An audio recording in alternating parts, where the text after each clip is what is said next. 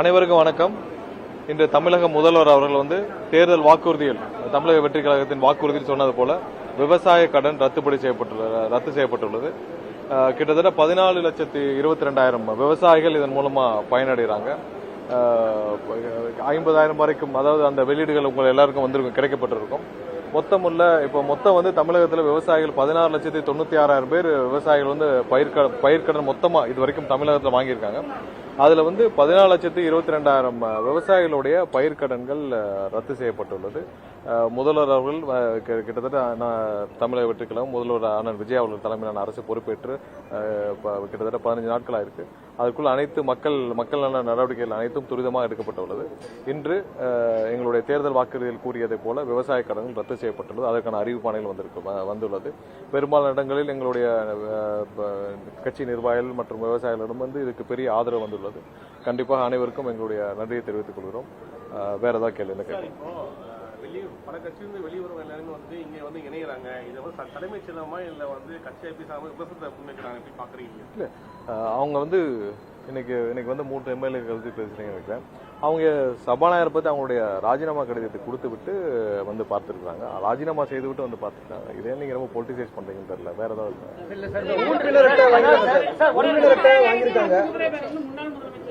இல்ல, இது சம்பந்தம் விவசாய இந்த பயிர்க்கடன் ரத்து சம்பந்தம் வேற ஏதாவது கேள்வி இருக்கா?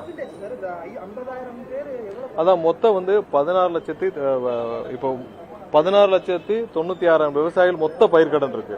அதுல 14,22,000 பேர் பயனடைகிறாங்க.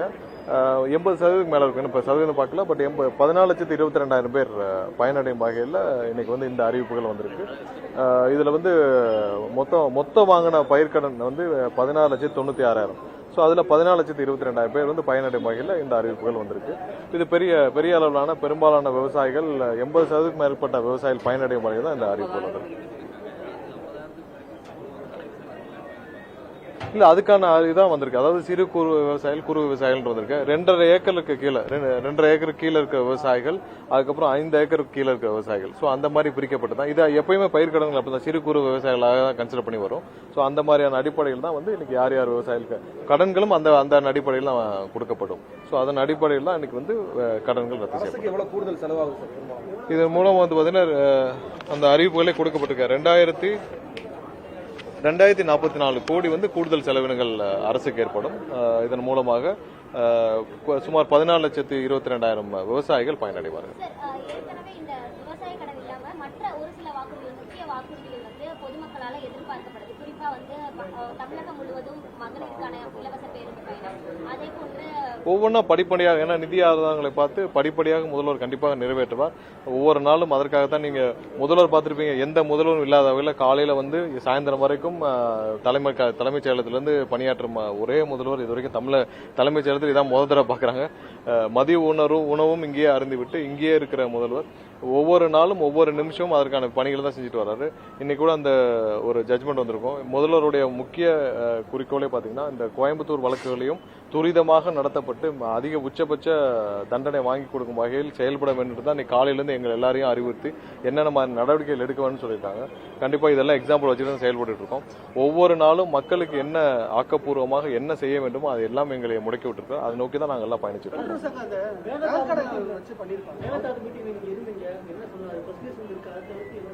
இல்ல, மேகதாது விஷயத்துல அரசு ரொம்ப தெளிவா இருக்கிறோம்.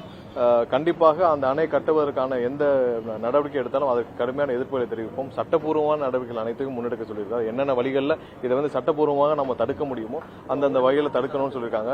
ஏன்னா கர்நாடகாவில் இது தேவையில்லாமல் ஒரு இன்டர்ஸ்டேட் இஷ்யூவை இவங்க உச்சநீதிமன்றம் சொன்னது என்னன்னா அவங்க டீடைல்டு ப்ராஜெக்ட் பிளான் தான் கொடுக்கணும்னு சொல்லியிருக்காங்க. ஸோ அது இல்லாமல் இவங்க தேவையில்லாமல் இதை இப்போ இதை அந்த இடத்துல பூமி பூஜை செய்வோம்னு சொல்லியிருக்காங்க. முதல்வர் கண்டிப்பாக இது சம்பந்தமாக சட்டப்பூர்வமான கடுமையான நடவடிக்கை எடுக்க எங்கள் அனைவரும் அறிவித்திருக்கிறார். அடுத்த சில நாட்கள் அதுக்கான நடவடிக்கைகள் எடுக்கப்படும். கண்டிப்பா இது எந்த அளவிலும் மேகதாதுவில் அணை கட்டுவதற்கு 1% கூட இடம் கொடுக்காத அளவில் அதுக்கான அனைத்து சட்டப்பூர்வ நடவடிக்கைகளும் எடுக்கப்படும். இல்ல, அது அவங்களுடைய ஸ்டாண்டா இருக்கு. பட் நம்ம தமிழக முதல்வருடைய ஸ்டாண்ட்ல ரொம்ப கிளியரா இருக்காரு. முதல்வர் இருந்தால் கண்டிப்பாக இதில் எந்த அளவிலும் அடுத்தடுத்த கட்ட நடவடிக்கைகளும் இருக்கும். ஏன்னா சட்டப்பூர்வமாக நம்ம உச்சநீதிமன்றத்திலையும் நேஷனல் இது கிரீன் ட்ரிபியூனல்லையும் நம்ம வந்து பசுமை தீர்ப்பாயத்திலையும் நம்ம போய் முறையிட உள்ளோம். ஒவ்வொரு இடத்துலையும் என்னென்ன மாதிரியான வழிகாட்டுதலை முதல்வர் ஆல்ரெடி எங்களுக்கு காலையில் கொடுத்துருக்காரு. அதன் அடிப்படையில் நாங்கள் நடவடிக்கை இல்ல அது ஏற்கனவே சொல்லியாச்சு. நீங்க கடந்த ஒவ்வொரு நாட்களையும் பார்த்துப்பீங்க. அதுக்கான இது வந்து மின் தட்டு எங்கெங்கெல்லாம் வந்து அந்த ரிப்பேர்னால இஷ்யூ இருக்கோ அதெல்லாம் சார்ட் அவுட் ஆகிட்டே தான் வந்துட்டு இருக்கு. ஒவ்வொரு நாளும் நீங்க அதுக்கான சேஞ்ச் பார்த்துட்டே தான் இருக்கீங்க. தினமும் அதற்காக தான் எல்லாரும் பணியாற்றிட்டு இருக்கோம். வெகு விரைவில் ஏன்னா நிறைய இடத்துல ப்ராப்ளம் வந்து லெகசி இஷ்யூ, அது இல்லாமல் ஒரு சில இடத்துல தேவையில்லாமல் வாண்டடா செய்யற மாதிரியான நிகழ்வும் பார்க்குறோம். அதுல போலீஸ் கம்ப்ளைண்ட்ஸ் அங்கங்க எங்கெங்கெல்லாம் ஐடென்டிஃபை பண்றோம் அதெல்லாம் போலீஸ் கம்ப்ளைண்ட் கொடுக்க சொல்லியிருக்கோம். இன்னைக்கு ஒரு சில இடத்துல கொடுத்துருக்காங்க. அதோடைய யாருன்ற நபர்கள் ஐடென்டிஃபை பண்ணா அது கண்டிப்பா வெளியிடுவோம். அறிவிப்பு முன்னாடியே இந்த முன்கூட்டி அறிவிப்பு வர முன்னாடியே பவர் கட் நிறைய இடத்துல இருக்குன்னு சென்னையில பல இடங்கள்ல பப்ளிக் கம்ப்ளைண்ட் பண்றாங்க. இல்ல பவர் கட் வந்து உங்களுக்கு வர்றதுக்கான ரீசன்ஸ் வந்து ஆல்ரெடி சொல்லியிருக்காங்க. ஏன்னா அதிகமான இதுல ஜம்பர் இஷ்யூ, ஃபியூஸ் ஆஃப், இந்த மாதிரி நிறைய இஷ்யூ சொல்லியிருக்காங்க. இது ஏன் ஏற்படும் தான் பாக்குறோம். நிறைய இடத்துல லோடு வந்து அதிகமான லோடு சப்ளை ஆகுது. ஏன் சப்ளை ஆகுதுன்ற பார்ப்போம். ஒரு சில பேர் தவறு செய்திருந்தால் அவர்கள் மீது அவரை டிரான்ஸ்பர் பண்ணிருக்கோம், இது பண்ணிருக்கோம், நடவடிக்கை எடுக்கப்பட்டிருக்கு. வேற சில காரணங்களில் இந்த மாதிரி அங்கங்க பழுதடைஞ்சால் அதை பழுதடைவதை சரி செய்ய 7 டீம் வந்து மொபைல் டீம் போட்டிருக்கோம். அந்த மொபைல் டீம் வந்து நீங்க 5 நாட்களுக்கு முன்னாடி டிலே ஆயிடுச்சு, 3 மணி நேரம் 4 மணி நேரம் ஆன விஷயங்கள்லாம் உடனே சரி செய்வதற்கான பணிகள் அந்த மொபைல் டீம் செஞ்சுட்டு இருக்காங்க. கடந்த 2 நாட்களாக எந்த இடத்துலையும் பழுதானாலும் உடனே சரி செய்வதற்கான பணிகளை உடனே மொபைல் டீம் போய் அங்க போய் அட்டன் பண்ணி அந்த இன்ஜினியர்ஸ் மொபைல் டீம்ல அந்த இன்ஜினியர்ஸ் எல்லாம் எக்யூப்மெண்ட்ஸோட இருப்பாங்க. அவங்க போய் சரி பண்ணிருக்காங்க. இப்போ அந்த மொபைல் டீம் எக்ஸ்பாண்ட் பண்றதுக்கான வேலைகளை வந்து செஞ்சுட்டு வரோம். சீக்கிரம் அதையும் எக்ஸ்பாண்ட் பண்ணிட்டோம்னா ஓரளவு இந்த மாதிரியான பிரச்சனைகளை சமாளிக்கிறதுக்கான போதுமான டீம்கள் வந்து களத்தில் இருப்பாங்க. கண்டிப்பா எங்கெங்கெல்லாம் அதற்கான இது இருக்கோ அங்கெல்லாம் போலீஸ் கம்ப்ளைண்ட் கொடுக்க சொல்லியிருக்கோம். இப்ப இன்னைக்கு மதுரையிலே ஒரு இஷ்யூ வந்துச்சு அப்படின்னா டிரான்ஸ்ஃபார்மர் ஓபன் பண்ணி வச்சிருக்காங்க. அதை வந்து அங்க இருக்க ஏஐ வந்து பார்த்துட்டு இன்ஃபார்ம் பண்ணாங்க. உடனே போலீஸ் கம்ப்ளைண்ட் கொடுக்க சொல்லிருக்கோம். எங்கெங்கெல்லாம் தேவையில்லாமல் இந்த மாதிரி மின் தடைகள் ஏற்படுத்த ஒரு சில நபர்கள் முயல்கிறார்களோ அவங்க அந்த மாதிரி இதெல்லாம் சந்தேகம் இருக்கும் பட்சத்தில் போலீஸ் கம்ப்ளைண்ட் கொடுக்க சொல்லி அறிவுறுத்தப்பட்டுள்ளது.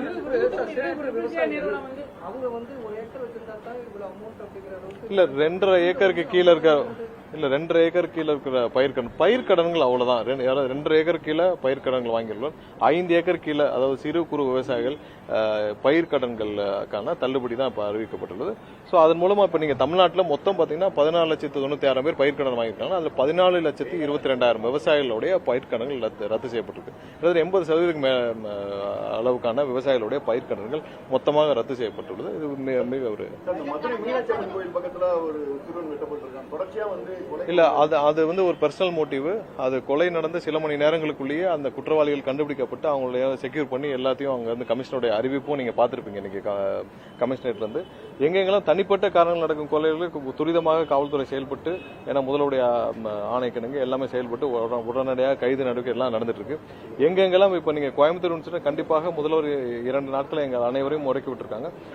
மிக துரிதமாக இந்த வழக்குகள் முடிக்கப்பட வேண்டும், உச்சபட்ச தண்டனை வழங்கப்பட வேண்டும். அதற்கான அனைத்து விதமான சட்டப்பூர்வ நடவடிக்கைகள் எடுக்கிறதுக்காக அனைத்து வேலையும் செஞ்சுட்டு இருக்கோம். இதை கண்டிப்பா இது மாதிரியான நிகழ்வுகளை தடுப்பதற்காக இந்த மாதிரி இதெல்லாம் தடுப்பதற்கான நடவடிக்கைகள் கண்டிப்பாக வந்து எடுக்கணும். இல்ல இப்போதைக்கு பயிர்க்கடன்கள் மட்டும்தான் கொடுக்கப்பட்டிருக்கு. கூட்டுறவு பயிர்க்கடன் இல்ல அதுல உள்ள நிறைய கடன்கள் வந்து ஏற்கனவே வந்து குறைக்கப்பட்டுதான் இருக்கு. ஏன்னா நகைக்கடன்கள் வந்து அங்க குறைக்கப்பட்டுதான் இருக்கு. பயிர்க்கடன்கள் நேரடியாக அந்த சாகுபடிக்கான பயிர்க்கடன்கள் மட்டும்தான் நம்ம இப்ப தள்ளுபடி வந்த 15-20 நாட்களே வந்து தொடர்ச்சியா வந்து இத்தனை கொலைகள் சொல்லிட்டு எதிர்கட்சி வந்து தொடர்ச்சியா குற்றம் சுமத்துறாங்க. நீங்க பாத்துருக்கீங்க. அதுக்கு என்ன இல்ல எந்த விதத்திலும் சட்ட ஒழுங்கு சீர்கேடுக்கான எந்த இதுவும் நடக்கல. ஒவ்வொரு நாளும் நீங்க பாத்திருப்பீங்க. இப்ப எங்கேயாவது இப்ப குட்கா விஷயங்கள், குட்கா இல்ல போதைப் பொருட்கள் எல்லாத்துக்கும் வந்து ரைடுகள் முன்னாடி விட இப்ப அதிகமா நடந்துட்டு இருக்கு. காவல்துறை அங்கங்க ரைடு நடந்துட்டு இருக்கு. தேவையில்லாத இடத்துல டாஸ்மாக் இருந்தால் உடனடியாக மூடப்படுது. தேவையில்லாத இடத்துல வந்து விதிமுறைகள் மீறி செயல்படும் மதுபான கூடங்கள், அதாவது பார்கள் வந்து அங்க மீது நடவடிக்கை எடுக்கப்பட்டு அங்கெல்லாம் மூடப்பட்டு வருது. எங்கெங்கெல்லாம் சிறு இந்த கடைகள்ல குட்காலாம் விற்கப்படுதோ அங்கெல்லாம் வந்து எனக்கு தெரிஞ்சு நிறைய இடத்துல சீல் வைக்கப்பட்டு வருது, அங்கங்க பிடிக்கப்பட்டு வருது. எல்லா இடத்துலயும் போதை மருந்துகள் எங்கெங்க இருக்கோ அதெல்லாம் ரைடு பண்ணப்பட்டது. சட்டம் ஒழுங்கை சரி செய்யும் விதத்தில் முதல்வர் அனைத்து நடவடிக்கைகளும் எடுத்துட்டு வராங்க. கண்டிப்பா ஒவ்வொரு நாளும் அதற்கான முன்னேற்றத்தை நீங்க பாப்பீங்க. எதிர்கட்சிகள் எடுத்திருக்காங்க அப்படின்னு இன்னைக்கு ஒப்பந்ததாரர்கள் குற்றம் சாட்டி இருக்காங்க. அது வந்து முன்னாள் அமைச்சர் செந்தில் பாலாஜிக்கு தொடர்புடைய நிறுவனம் அப்படின்னு சொல்றாங்க. அதன் மீது என்ன நடவடிக்கை எடுக்கும்? இல்லை, அதுக்கான சீல்டு கவரில் கம்ப்ளைண்ட்டும் கொடுத்துருக்காங்க. இன்னைக்கு காலையில் இருந்த மீட்டிங்கில் பெரும்பாலான வெண்டர்ஸும் இவங்களும் கம்ப்ளைண்ட் பண்ணதுன்னா, கடந்த 5 ஆண்டுகளாக மொத்த அரசே வந்து ஒரு சில நிறுவனங்களுக்கு ஃபேவர் பண்ணுற மாதிரி, ஒரு சில நிறுவனங்கள் பயன்படும் வகையில் டெண்டர் பாலிசியை மாற்றப்பட்டிருக்கு. அவங்க வந்து தனியாக அவங்களே வந்து அந்த டெண்டர் எடுக்கிறபடியாக இந்த அரசே துணை நின்றுருக்கு. முறைகேடுகள் நிறைய நடந்திருக்குன்னு சொல்லி அவங்களே ஓப்பனாக சொன்னாங்க. சோலார் பாலிசியில் நிறைய வந்து அவங்க ஒரு சில நபர்கள், அதாவது நீங்கள் சொன்ன அந்த முன்னாள் அமைச்சருடைய அவரும் அவர் கூட இருந்தவங்களும் எதுவும் நேரடியாக குற்றம் சாட்டினாங்க. அதுக்கான சீல்டு கவரில் நிறைய ரிப்போர்ட்ஸும் கொடுத்துருக்காங்க. கண்டிப்பாக இதை ஆய்வு செய்து சட்டப்பூர்வமான நடவடிக்கை நாங்கள் ஃபார்வர்ட் பண்ணுவோம். 2 திராவிட கட்சிகளும் குதிரை பேரத்தை நடத்தியிருக்கிறீங்க அப்படின்னு ஆணித்தரமா சொல்றாங்க. முன்னாள் முதலமைச்சர் இருவரும் சொல்றாங்க. இல்ல, ஒரு விஷயத்தை நான் திரும்ப சொல்றேன். எந்த விதத்திலும் குதிரை பேரமோ எதுவும் செய்ய வேண்டிய அவசியமே கிடையாது. 100% மக்கள் எங்கள் மீது நம்பிக்கை வைத்து இந்த நேரத்தில் தேர்தல் வைத்தாலும் 200க்கும் மேற்பட்ட தொகுதியில் மக்கள் எங்களை வெற்றி பெற வைப்பார்கள். அதுல எந்த மாற்றம் கிடையாது. எந்த இடத்துல குதிரை பேரம் செய்ய வேண்டிய அவசியம் யாருக்குமே கிடையாது. எங்க முதல்வர் மீது 100% மக்கள் நம்பிக்கை வச்சிருக்காங்க. அவர்கள் கட்சி மீதும் அவர்கள் கட்சியில் இருக்க தலைமை மீதும் நம்பிக்கை அவங்களே ரிசைன் பண்றாங்க. ரிசைன் பண்ண பிறகு அவர்கள் ஒரு முடிவு எடுக்கிறாங்க. அவங்க ஒரு முடிவு எடுக்கிற பிறகு அதை தடுப்பதற்கான எந்த இதுவும் நாங்கள் செய்ய முடியாது.